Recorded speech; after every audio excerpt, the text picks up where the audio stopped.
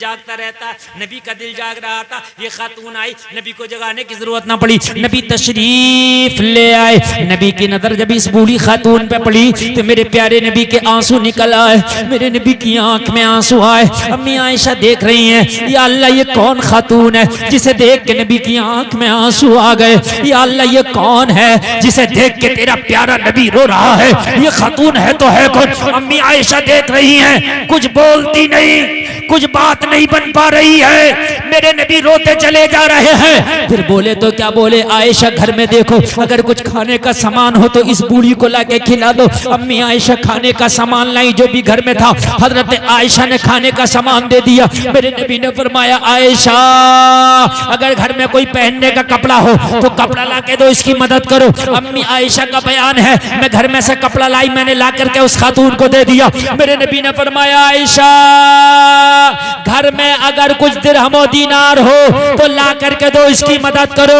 अम्मी आयशा कहती हैं, जो भी करेंसी मेरे घर में थी मैंने ला करके दे दी, इसको मदद कर दी। तीन तरह से मदद कर दी गई, खाना खिला के मदद की गई, कपड़ा दे करके मदद की गई, और उस वक्त की करेंसी जो भी पैसा था वो दे करके मदद की गई। तीन तरह से मदद कर दी गई। अम्मी आयशा फरमाती हैं कि वो खातून जब तीन तरह की मदद हुई तो वो कहने लगी, या रसूल अल्लाह अब मेरा काम मुकम्मल हो गया, अब मुझे जाने की इजाजत दे। मेरे प्यारे नबी ने उसे विदा किया दरवाजे तक, और मेरे नबी की आंखों में दरवाजे तक आंसू आते रहे, आंसू आते रहे। जब वो खातून वापस चली गई, दरवाजा बंद कर दिया गया। नबी दरवाजे से वापस आ गए। जब नबी बैठ करके थोड़े शांत हुए और जब नबी की हालत अपनी जगह पर आई तो अम्मी आयशा कहती है, मैंने जुर्रत की, मैंने अर्ज की, आका ये क्या हालत है। इस खातून को देखा तो आपके आंसू निकल आए, इस खातून को देखा तो आप रोने लगे। और नबी ने फरमाया, आयशा ये खातून पता है कौन है, ये कोई आम खातून नहीं है, ये मेरी पहली बीवी खदीजा की सहेली है। जरा जोर से बोलो यार, जिंदाबाद जिंदाबाद। बहुत बीवी खदीजा की सहेली है। जो नबी सहेली के साथ इतना अच्छा बर्ताव कर रहा है, वो बीवी के साथ कितना अच्छा बर्ताव करता होगा। हाय हाय हाय, वाह वाह वाह, बहुत खूब बहुत खूब। यहाँ तो पूरी जिंदगी ये ताने रहते हैं, तेरे बाप ने दिया ही क्या, तेरे भैया ने दिया ही क्या, तेरे घर वालों ने मुझे दिया ही क्या, ये ताने रहते हैं यहाँ तो। जिस नबी का इतना प्यारा, जरा मुझे बताइए किरदार सहेली के साथ है तो बीवी के साथ कैसा होगा। नबी ने फरमाया, ओ आयशा जब खदीजा जाहिरी तौर पर दुनिया में थी ये तब भी आया करती थी। ये बड़ी गरीब है ये सहेली मेरी खदीजा की, ये जब भी आया करती थी तो खदीजा इसी तरह से मदद करती थी। इसको पहले खाना खिलाती थी खदीजा, उसके बाद में इसको कपड़ा देती थी खदीजा, उसके बाद में इसको पैसा देती थी खदीजा, इसी तरह से मदद करती थी। आज खदीजा तो नहीं है, उनका इंतकाल हो गया। मैंने उनके इंतकाल के बाद भी आज इस औरत की इसी तरह से मदद की है जिस तरह से खदीजा अपनी जिंदगी में करती थी, ताकि मेरी खदीजा की रूह ठंडी हो जाए, ताकि खदीजा को कब्र में खुशी हासिल हो जाए। लोगों ये है नबी का किरदार, ये है नबी की सीरत। कहां पहुंचे हो, तुमने दुनिया वालों को अपनी जिंदगी में लाए हो, इसलिए आज परेशान हो। आओ मेरे प्यारे नबी की जिंदगी को अपनाओ और जिंदगी को खुशगवार बनाओ। अल्लाह नारे रिसालत, फैजाने गौसे आजम, फैजाने गरीब नवाज, मसलके आला हजरत मुफ्ती गुलफाम रामपुरी। बहुत खूब प्यारे लोगों, बहुत जल्दी जल्दी सुने, 1.25 घंटा तकरीर होने वाली है, मुझे पता ही नहीं चल रहा है। बस 5-10 मिनट और बोलूंगा, तकरीर खत्म करूंगा। आप बहुत प्यार से बहुत अच्छे से सुनिएगा, मेरे प्यारे कान खोल करके सुन लो। अगर चाहते हो कि जिंदगी में बहार आ जाए, किसने कहा पैसे से बहार आती हैं? मैंने पैसे वालों को नींद की गोलियां खाते देखा है। कौन कहता है कि पैसे वाला ही अच्छा खाता है?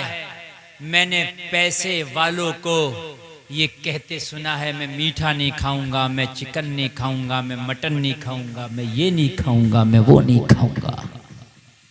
जिंदगी की बहारें अल्लाह जब तुम्हें खुशहाल रखे तभी जिंदगी की बहारें हैं। नबी की सीरत का बाब अपना लो, खुदा की कसम जिंदगी खुशगवार हो जाएगी। प्यार नबी से करो, जज्बा रखो, और नबी से मोहब्बत। जलसे में नबी का दामन नहीं छोड़ेंगे, ये नबी की मोहब्बत नहीं है। अजमेर चले जाओ हर महीने, ये ख्वाजा से मोहब्बत नहीं है। हर महीने कलियर चले जाओ, ये साबिर से मोहब्बत नहीं है। किसी भूखे को खाना भी खिलाओ, अपने पड़ोसी गरीब की मदद करो, ये साबिर की मोहब्बत है। ये है मोहब्बत। उम्रे तो आप बहुत कर रहे हो, लेकिन जिनका तुमने पैसा मार लिया, पैसा नहीं दे रहे हो, तो उम्रा किस काम का है? मेरे भाइयों बात समझो आप। नबी से सच्ची मोहब्बत ये है कि जो नबी की जिंदगी है उस तरह से जिंदगी गुजारेंगे। नबी की खातिर मर भी जाएंगे, जान भी कुर्बान कर देंगे, ये जज्बा रखो। जरा जोर से बोलो सुभान अल्लाह। अल्लाह अल्लाह। एक शख्स को किसी ने नबी की गुस्ताखी की, तो कोई नबी का आशिक था। जो नबी का आशिक था तो नबी की गुस्ताखी करने वाले को उसने सजा दी। जब उसको सजा दी तो नबी के आशिक को भी सजा हो गई, जेल गया। जेल गए हुए उसको 1 दिन 1 रात हुआ था। उससे जेल में किसी ने पूछा तेरी उम्र कितनी है, तो बताया 1 दिन 1 रात।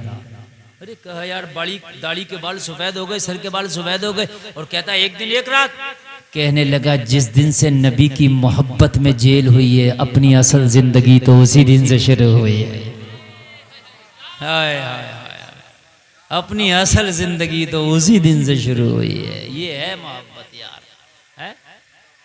आज तेरे नबी की गुस्ताखियां हो रही हैं। आज देखो कितने बड़े पैमाने पे तुम्हारे नबी की गुस्ताखियां चल रही हैं, और फिर भी तुम यूट्यूब पे लगे हो, फिर भी तुम मोबाइलों में लगे हो हैं। तुम इतना नहीं कर सकते? तुम देखो फिलिस्तीन में तुम्हारे भाइयों को, तुम्हारी बच्चियों को कैसे रौंदा जा रहा, कैसे मारा जा रहा, उसके बावजूद भी तुम्हें कुछ जूं नहीं दिखती। अरे कम से कम इतना ही कर लो, इतना ही कर लो कि मस्जिदों में जाके उन मजलूमों के लिए दुआ कर दो, दुआ कर दो। इजराइल के जो प्रोडक्ट है उनका बाइकआउट कर दो। पेप्सी नहीं पीऊंगा, कोका कोला नहीं पीऊंगा, ठंडा ये नहीं पीऊंगा, इसलिए कि ये उस कंपनी का माल है जो बेनिफिट होता है वो तेरे भाई जो फिलिस्तीन में है उनको मारने के काम आता है वो पैसा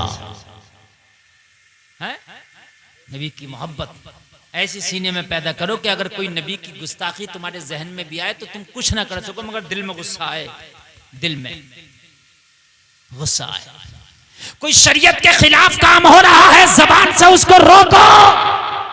पहले तो हाथ से रोको, हाथ से रोकने की ताकत नहीं तो जबान से मुखालफत करो, रोको। ये ईमान का तकाजा है। और अगर ऐसा नहीं कर सकते तो ईमान का जायजा लो। समझ रहे हैं आप? क्या करो? ईमान का जायजा लो। मोहब्बत खाली बिरयानी खाने का नाम नहीं है, मोहब्बत खाली हलवा खाने का नाम नहीं है, मोहब्बत खाली नारा लगाने का नाम नहीं है। मोहब्बत है अगर हुसैन से तो ऐलान कर दो, जिस हुसैन से मोहब्बत है वो सजदे में सर कटाता है, गुलाम सजदे में सर झुकाता है। कटेगा नहीं, झुकेगा जरूर। अगर हम कटा नहीं सकते तो नमाज में झुका तो सकते हैं। बोलो भाई है क्या नहीं है? देखो ईमान की अलामत है, जब कोई गलत काम देखो तो गुस्सा आए, ये ईमान की अलामत है। बुरा लगे आपको, ये क्या है? ईमान की अलामत है। क्या है ये? ईमान। मेरी तरफ देखें बिल्कुल, ये काय की अलामत है? ईमान की अलामत है। हजरत अबू बकर सिद्दीक का बेटा ईमान नहीं लाया, हजरत अबू बकर सिद्दीक ईमान लाए। जंग हुई, अबू बकर सिद्दीक नबी की तरफ से, बेटा काफिरों की तरफ से। बेटे की तलवार के नीचे हजरत अबू बकर की गर्दन आ गई, छोड़ दिया, अब्बा की गर्दन है। कुछ दिन के बाद बेटा भी ईमान ले आया। हजरत अबू बकर की बारगाह में कहने लगा, अब्बा वो जंग याद है जब मैं कलमा नहीं पढ़ा था, आपके खिलाफ जंग लड़ना आया था काफिरों के साथ, मेरी तलवार के नीचे आपकी गर्दन आ गई, मैंने ये सोच के छोड़ दिया, बाप की गर्दन है। हजरत अबू बकर ने कहा, खुदा की कसम वो तूने छोड़ दिया था, अगर उस दिन मेरी तलवार के नीचे तेरी गर्दन आती तो बेटा समझ के छोड़ता नहीं, नबी का बागी समझ के काट देता। अल्लाह अल्लाह, नारे तकबीर, नारे रिसालत मसलके आला हजरत आमद रसूल। सुभान अल्लाह, सुभान अल्लाह। बात समझ में आ रही है? ये है मोहब्बत है मेरे भाई। यहाँ तो हाल ये है, हाँ इसको इधर से डाल। यहाँ तो हाल ये है, अगर कोई शरीयत के खिलाफ काम हो रहा है तो तुम्हारा खून खोलना चाहिए, समझ रहे हैं? बाकी जो हो वो देखा जाएगा, लेकिन जहां तक हो सके देखो, हजरत इब्राहिम खलीलुल्लाह को जब आग में डाला गया तो मेंढक ने अपने मुंह से आग बुझाने की कोशिश की, पानी डाल रही, जबकि उसके मुंह से पानी डालने से आग बुझ नहीं सकेगी, लेकिन मोहब्बत का इजहार तो कर रही है भाई, मोहब्बत का इजहार तो कर रही है। हाय हाय हाय मेरे भाइयों, किसी ने कहा आला हजरत सरकार की बारगाह में कि फला शख्स नबी का गुस्ताख है, वो आपको भी गालियां बकता, आप खुश हुए क्यों? कहा जितनी देर मुझे गाली बकेगा इतनी देर मेरे नबी को तो कुछ नहीं कहेगा, है कि नहीं? बहुत से लोगों को आला हजरत से ही बड़ी चिढ़ हो गई है। अगर आला हजरत से मोहब्बत कर लो इतनी, खुदा की कसम आला हजरत ने, हमारी कोई रिश्तेदारी नहीं है आला हजरत से, आला हजरत से कोई हमारा नाता नहीं है। आला हजरत से जो मोहब्बत है वो इसलिए है कि आला हजरत ने हमारे ईमान की हिफाजत की है। खुदा की कसम हम आला हजरत के खातिर खुदा की कसम जान भी कुर्बान कर सकते हैं, इसलिए कि आला हजरत अगर ईमान की हिफाजत ना करते तो आज हमारे ईमान पे डाका डाल लिया होता, पता भी ना चलता। आज लोग आला हजरत को गालियां दे रहे हैं, इन खबीसों को। अरे आला हजरत तो आला हजरत, बात तो खबीस ऐसे है कि सहाबा को गालियां दे रहे हैं, सहाबा तक को गालियां दे रहे हैं। अभी एक फोन मेरे पास आया और फोन आने के बाद मैं वो बहस करने लगा, उसको दलील दी कुरान से हदीस से, मानने तैयार नहीं। सहाबा पे तबर्रा, सहाबा को गालियां। उसके बाद मैंने बात की तो वो आला हजरत पे आ गया, आला हजरत को गालियां, और माज़ल्लाहि रब्बिल आलमीन ऐसी सख्त गालियां, ऐसे नाजेबा कलिमात कि सुनते हुए ऐसा लगता है कि दिल फट जाए। मना किया, नहीं माना, गुस्से का ये हाल के बर्दाश्त नहीं हुआ। जब बर्दाश्त नहीं हुआ तो उसी की जबान में फिर मैंने उसको जवाब दिया, और जब उसकी जबान में मैंने जवाब दिया तो उसने अपनी तो कट कर दी, मेरी उतनी काट कर डाल दी। देखो मौलाना गाली बक रहे हैं, समझ रहे? अब हमारी आवाम, हमारे सुन्नी इतने सीधे शेयर कर रहे हैं, वो उसे भेज रहा, देखो मुफ्ती साहब गाली बक रहे हैं। अरे मुफ्ती पागल थोड़ी है कि किसी को फोन लगा के गाली बकेगा।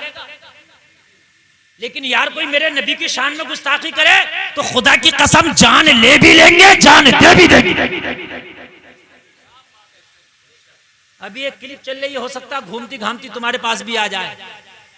उसने उतनी गालियां दी, उतनी गालियां। अब जब वो मानने को तैयार नहीं, यार पारा इतना गर्म हो गया, मैंने कहा इसी की जबान में जब इसको जवाब देना पड़ेगा। जब उसी की जबान में जवाब दिया तो अपनी तो कट कर दी, हमारी डाल दी। ये बड़ा खतरनाक है ये चैनल का काम भी, कि सुनो समझने, आप कभी आएगी आप सुनना। अब उसमें हमारी डाल दी, देखो मौलाना कितनी बदतमीजी कर रहे हैं। अब हर आदमी सुन रहा, तो यार ये तो सोच लो भाई, इतना बेवकूफ कौन है जो फोन लगाते शुरू हो जाएगा।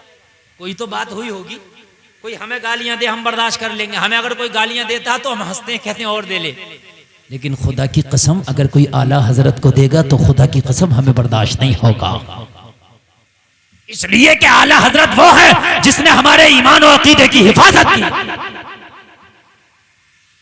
बात आई है कि नहीं आई? ये इतनी बात कट कट के अलग से जरूर डालना, मुरादाबादी फनकार, ये इतनी बात जो मैंने बताई है अलग से डालना, ये ताकि जिनके पास वो क्लिप पहुंच रही है ये क्लिप भी पहुंचे। बात है कि नहीं है? हाँ, हम तो सुर्खियों में रहते ही हैं। हाँ, बस थोड़ी देर और तवज्जो फरमाएं मेरे भाई।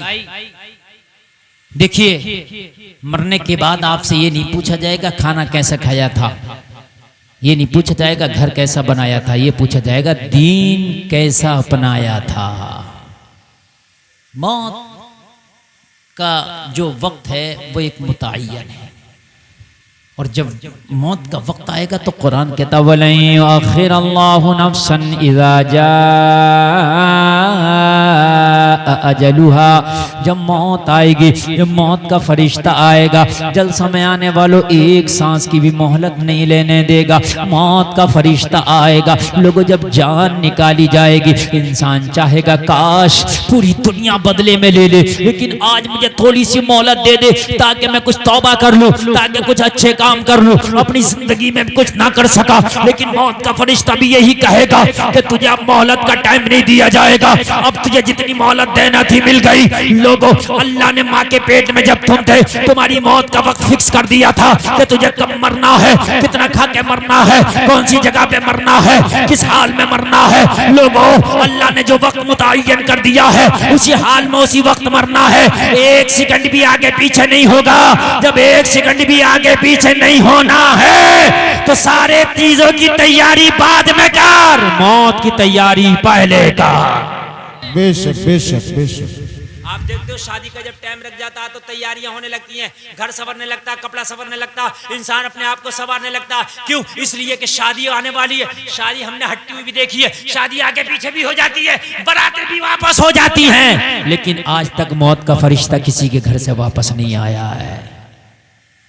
भाई शादियों की तैयारियां तो इतनी हो रही हैं, मौत की तैयारी कब होगी? जो फरिश्ता वापस आज तक जाएगा ही नहीं। आएगा तो लेके जाएगा, आएगा तो लेके जाएगा। और जलसे में आने वालों कान खोल कर सुनो, मौत का वक्त इतना फिक्स है। आखिरी बात बता करके बात खत्म करूंगा। अल्लाह ने कुरान में फरमा दिया है कि एक भी सांस ऊपर नीचे नहीं हो सकती, इतना फिक्स है, इतना फिक्स है। आप ये चाहो कि पूरी दुनिया के डॉक्टर लगा दूं, लेकिन एक सांस वो तुम्हें नहीं दिला सकते हैं। मौत का वक्त इतना फिक्स है, इतना फिक्स है कि अगर अल्लाह ने तुम्हारी मौत को लिख दिया है और तुम्हें मरना है तो अल्लाह फरमाता है ऐनमा तकूनु युद्रिकुमुल मौतु वलौ कुंतुम फी बुरूजिम मुशय्यदा। अल्लाह फरमाता है कि तुम कितने ही मजबूत किलों में क्यों ना बंद हो जाओ, मौत तुम्हें वहां भी पालेगी। अगर तुम जहाजों में उड़ रहे होगे, मौत का फरिश्ता वहां पहुंचेगा। जमीन के तहखानों में होगे, मौत का फरिश्ता वहां पहुंचेगा। अगर तुम वेंटिलेटर पे होगे तो मौत का फरिश्ता वहां पहुंचेगा। आईसीयू में होगे, मौत का फरिश्ता वहां पहुंचेगा। जलसे में आने वालों, मौत तो उन्हें भी आती है जो दूसरों का इलाज करते हैं। मौत ही एक वो मर्ज है कि जिसका कोई इलाज ही नहीं बना है। बड़े बड़े इलाज करने वाले भी मौत का इलाज ना ढूंढ सके।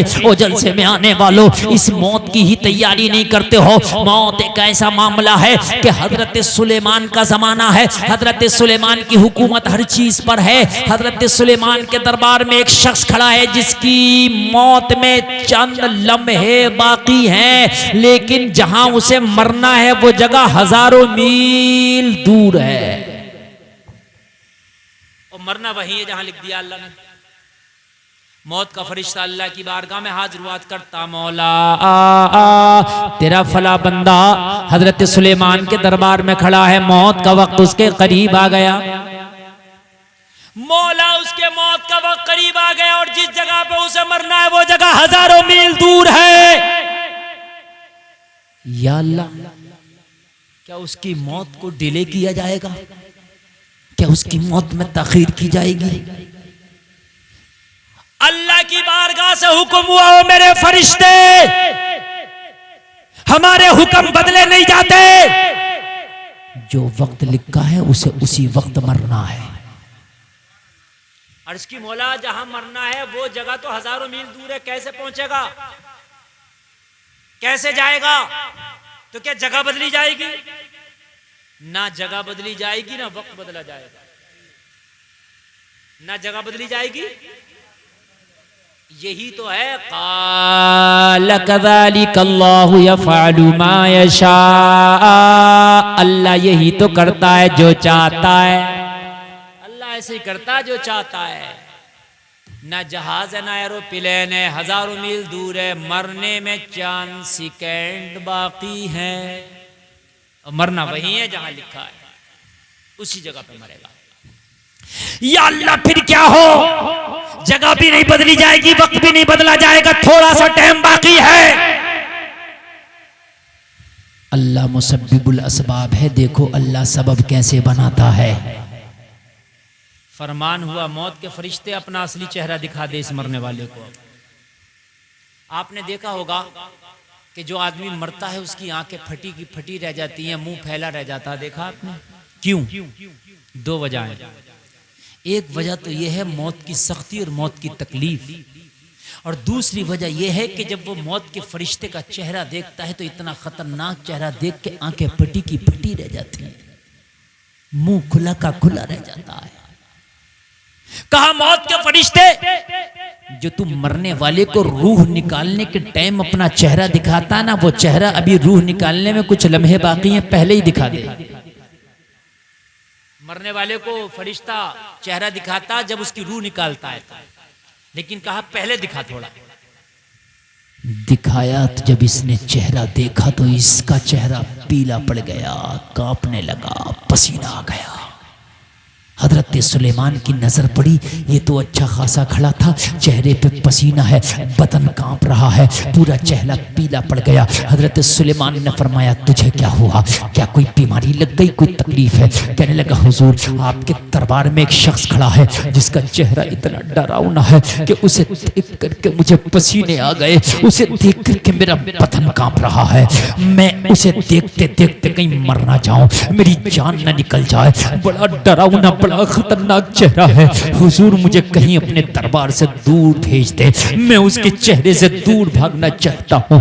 लोगों अल्लाह मुसब्बिबुल अस्बाब है, हजरत सुलेमान की हुकूमत हवाओं पर भी है। हजरत सुलेमान ने हवाओं को हुक्म दिया, ए हवाओं इसे उड़ाओ, और उड़ाने के बाद बहुत जल्दी इसे बहुत दूर जाकर के छोड़ दो। हवाओं को हुक्म हुआ, हजरत सुलेमान के दरबार से इसे उठाया, और उठाने के बाद हवाएं चली अपनी तेजी पर, और चलने के बाद इसे वहीं जाकर रख दिया हजारों मील दूर जहां मरना था, उसी जगह जाकर इसे खड़ा कर दिया जहां मरना था। वहां जाकर के अभी आंख खोला है, अभी चैन की सांस भी नहीं लिया था कि वही चेहरा वहीं पे नमूदार हो गया जो चेहरा हजरत सुलेमान के दरबार में था। ये कहने लगा ये डरावने चेहरे वाले इंसान, मैं तो तुझे वहां छोड़कर आया था, यहाँ कैसे आ गया? तो मौत के फरिश्ते ने कहा मैं कोई आम इंसान नहीं, मैं मौत का फरिश्ता हूँ। अरे मैं तुझे यही तो लाना चाहता था, अल्लाह का हुक्म हुआ था अपना चेहरा दिखाओ, मैंने ओरिजिनल चेहरा दिखाया, डर की वजह से तू यहाँ आ गया, अब मेरा काम आसान हो गया, अब तेरे मरने का टाइम खत्म, वक्त करीब आ गया, तेरी सांसें खत्म हो गई, अब मुझे रूह निकालने का हुक्म है, अब तेरी रूह निकाली जाएगी। अल्लाह अल्लाह। ये है जिंदगी और ये है मौत।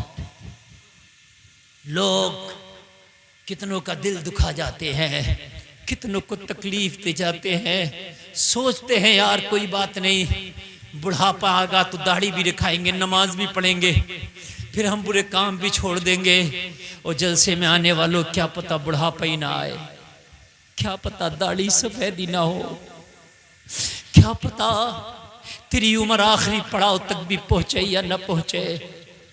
लोगों किसी कहने वाले ने क्या खूब कहा है, बड़ी बरको शरार है दुनिया, बड़ी बेएतबार है दुनिया, जिंदगी नाम रख दिया किसने, मौत का इंतजार है दुनिया। उम्रे दराज मांग कर लाए थे 4 दिन, 2 आरज़ू में कट गए 2 इंतजार में, आगाह अपनी मौत से कोई बशर नहीं, सामा है 100 बरस का पल की खबर नहीं। मौत की तैयारी सबसे पहले करो। आखिरी बात, तकरीर खत्म, टाइम बताओ जल्दी से। 1:30 बज गया, 1.5 घंटा तकरीर हो गई, बस बात खत्म। इतनी लंबी तकरीर हो गई, मुझे भी पता नहीं चला, मुझे बड़ा लंबा सफर करना, आप लोग तो शायद सो जाओगे, मुझे जाना दिल्ली, दिल्ली से फ्लाइट पकड़ना उदयपुर, उदयपुर से भी 100 किलोमीटर आगे जाकर के मुझे कल तकरीर राजस्थान में करना है, उसके बाद परसों मुझे तकरीर आकर के करना है इधर पीलीभीत साइड, अमरिया साइड में। समझ रहे हैं आप, मेरा अब पूरा महीना एक दिन भी खाली नहीं है, समझ लीजिए दिन भर भागने में गुजरता है, रात भर जागने में गुजरता है। समझ रहे हैं आप, ये बस बड़ी मोहब्बत से तकरीर हुई है इतनी। अल्लाह सलामत रख के आखिरी बात सुन लें आप, जो मैं अर्ज करना चाहता हूँ। उम्रे दराज मांग कर लाए थे 4 दिन, 2 आरज़ू में कट गए 2 इंतजार में। लोगों, मौत के हवाले से जो मैं बात कर रहा हूँ वो बात हकीकत है, जरा सुनो आप। मौत एक ऐसी चीज है कि जिससे न आज तक कोई बच सका है न बच पाएगा। ये बात सुन लें आप, कोई भी ना बच सका है और ना बच पाएगा। एक मौत एक ऐसी चीज, एक ऐसी सवारी है जिस पे सवार होना ही होना है, एक ऐसा पुल है जिससे गुजरना ही गुजरना है, एक ऐसा खाना है जिसे चखना ही चखना है, एक ऐसी खुशबू है जिसे सूंघना ही सूंघना है, मौत। हर जगह जाने के बाद वापस आया जा सकता है। सुनीता विलियम्स चांद पर गई है खला में, वो फंस गई है वहां जाकर। बता रहे हैं कि वो जनवरी से पहले नहीं आ पाएगी, लेकिन जनवरी में भी आने का इम्कान है, आ जाएगी। एक लेडीज है, एक औरत है सुनीता विलियम्स उसका नाम है, वो खला में जाती है चांद पर, वहां जाकर वो फंस गई। उसका एक साथी है वो भी फंस गया है। बता रहे हैं 6 महीने लगेंगे आने में, लेकिन साइंसदान ये कह रहे हैं 6 महीने में आ सकती है, आ जाएगी, इम्कान है। लेकिन खुदा की कसम मरने के बाद आज तक कोई नहीं आया है, कोई नहीं। मर गए तो मर गए, चले गए तो चले गए, कोई नहीं आया, कोई नहीं। फिर मरने के वक्त में इंसान चाहता है कि काश मुझे मोहलत मिल जाए, लेकिन उस वक्त मोहलत नहीं दी जाएगी। जब फिरौन को अल्लाह ने दरियाए नील में उसकी पकड़ की ओर से जब डुबोया तो कह रहा था आमनतु बिरब्बि हारून व मूसा, मैं मूसा और हारून के रब पे ईमान लाया, काश मैं बच जाऊं, लेकिन खुदा की कसम बच ना सका, मरा।